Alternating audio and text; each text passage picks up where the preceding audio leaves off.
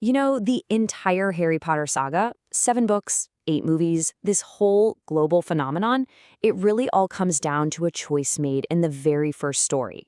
But what if just one single sentence had been different? What if a simple decision by a talking hat changed absolutely everything we thought we knew?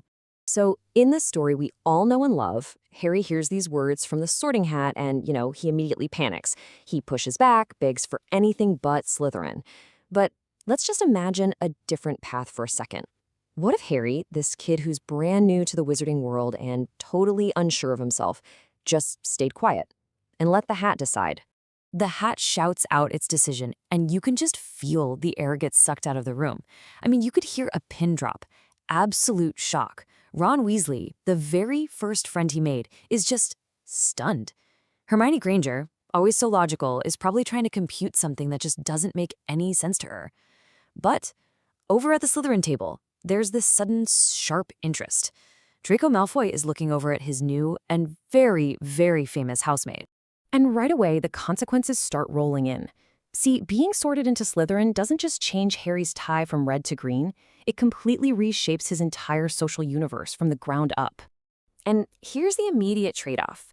That iconic golden trio, built on pure bravery and gut instinct, yeah, it probably never really forms. Instead, Harry gets pulled into Draco's circle.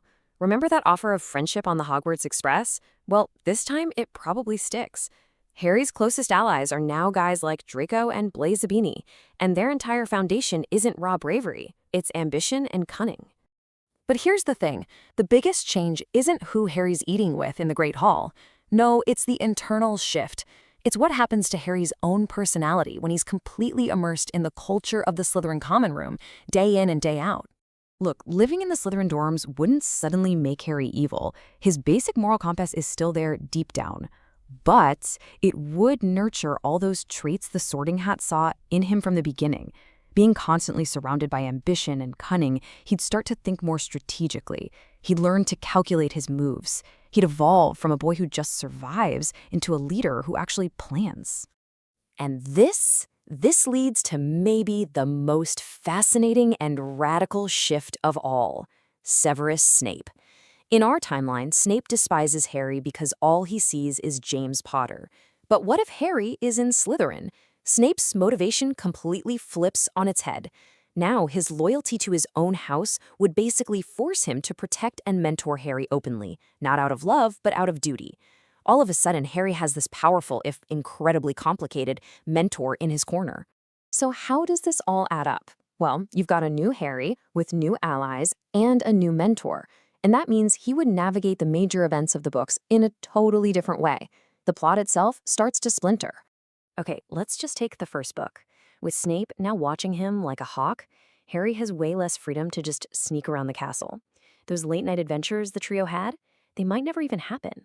And that could mean he doesn't investigate the Philosopher's Stone at all. And the result? Voldemort's plan to return might actually get delayed. I mean, think about the irony of that. All because Harry is now in the supposedly dark house. But man, things get really intense in Chamber of Secrets. Being a Parselmouth is already a suspicious ability, right?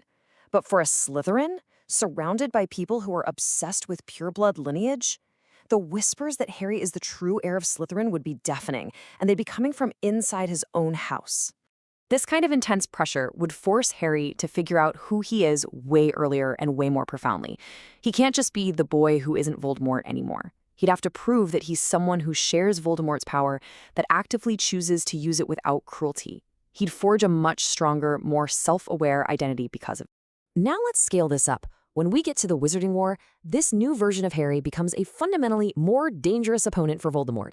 In fact, he might just be the Dark Lord's absolute worst nightmare. Just think about it for a second. The Harry we know often wins through pure instinct, raw bravery, and the love of his friends. It's incredibly heroic, for sure. But Slytherin Harry? He plans, he strategizes. He might even manipulate situations to get to the greater good. Voldemort would no longer be facing a boy who just gets lucky. He'd be facing an adversary who actually understands his own game of power and cunning. And ultimately, this whole thought experiment forces us to kind of re-examine what Slytherin House even is. Its core trait isn't evil, it's ambition. And ambition, at the end of the day, is just a tool.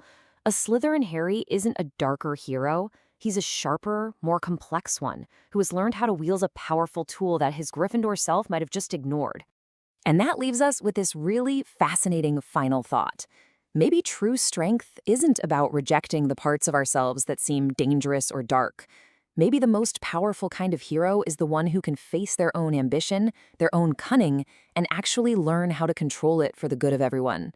What kind of world would that hero have created?